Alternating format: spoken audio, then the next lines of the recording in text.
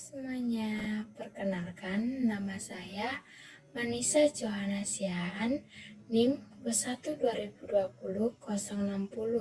Di sini saya akan menjelaskan komunikasi efektif menggunakan 7C komunikasi. Sebelum kita membahas apa itu 7C komunikasi, saya akan menjelaskan pengertian dari komunikasi. Komunikasi adalah berdasarkan Kamus Bahasa Indonesia, komunikasi adalah pengiriman dan penerimaan pesan atau berita antara dua orang atau lebih yang sehingga pesan yang dimaksud dapat dipahami.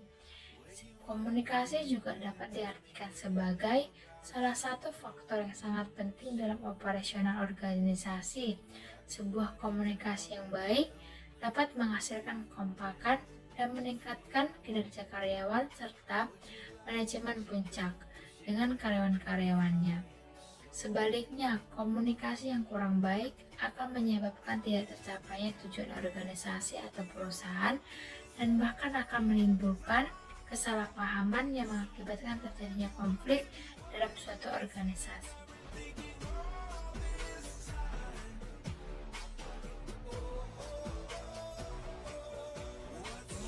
Apa itu komunikasi efektif? Komunikasi efektif adalah pertukaran informasi, ide, perasaan yang menghasilkan perubahan sikap sehingga terjalin sebuah hubungan baik antara pemberi pesan dan penerima pesan. Komunikasi dikatakan efektif jika informasi, pemikiran, atau pesan yang disampaikan dapat diterima dan dipahami dengan baik oleh komunikasi sehingga menciptakan kesamaan persepsi, mengubah perilaku, atau mendapatkan informasi, atau menjadi tahu atau paham. Untuk membangun komunikasi yang efektif, kita harus menggunakan prinsip-prinsip 7C. Pasti banyak yang belum mengetahui apa itu prinsip 7C. Saya akan menjelaskan apa itu prinsip 7C. Pertama, clear atau jelas. Saat kita berbicara atau menyampaikan pesan kepada orang lain, kita harus memiliki tujuan yang jelas. Apa yang sebenarnya diinginkan dari pemberian pesan tersebut. Pastikan juga seluruh objek di dalam komunikasi kita disampaikan dengan detail. Dalam komunikasi, kurangi jumlah kata-kata yang memiliki berbagai macam ganda agar tidak membingungkan orang lain. Yang kedua, concise atau ringkas. Komunikasi harus dilakukan secara ringkas, namun tetap fokus yang ingin disampaikan.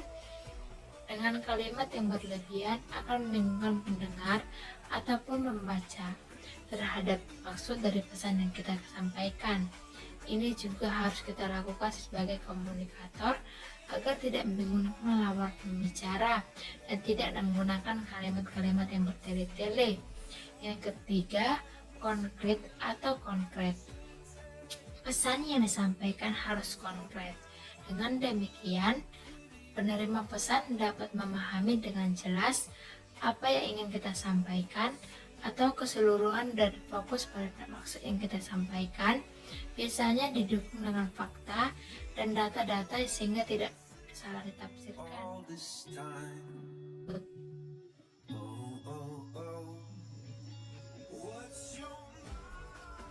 atau benar. Pesan yang disampaikan tidak boleh ada kesalahan tata bahasa supaya mudah dimengerti oleh penerima pesan. 5. Komplit atau lengkap. Komunikasi harus lengkap. Kita harus memberikan pesan secara lengkap kepada penerima pesan sehingga penerima pesan mengetahui maksud dan tujuan dari pesan yang kita berikan. Pesan yang tidak lengkap akan menimbulkan kesalahpahaman karena penerima pesan akan berasumsi dan asumsi tersebut belum tentu sama dengan apa yang kita maksud. Yang keenam, considerance atau pertimbangan. Sebagai komunikator yang baik, hendaknya mempertimbangkan pendapat, pengetahuan, pola pikir, tujuan, dan lain-lain dari komunikan agar komunikasi efektif dapat kita lakukan dengan baik.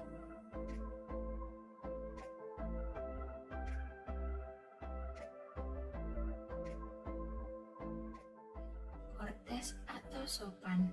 Komunikasi yang dilakukan secara sopan, ramah, jujur, dan terbuka tanpa ada unsur hinaan atau sindiran yang terhubung dalamnya dan menggunakan intonasi yang tepat. Kesimpulan dari presentasi saya adalah komunikasi yang efektif sangat diketahui bahwa dapat meningkatkan keterampilan komunikasi dan meningkatkan kemungkinan bahwa pesan akan dimengerti atau dipahami dengan cara yang persis sama seperti yang dimaksud oleh komunikator, dan selalu mengingat menggunakan prinsip-prinsip 7C komunikasi.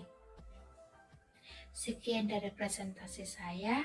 Terima kasih.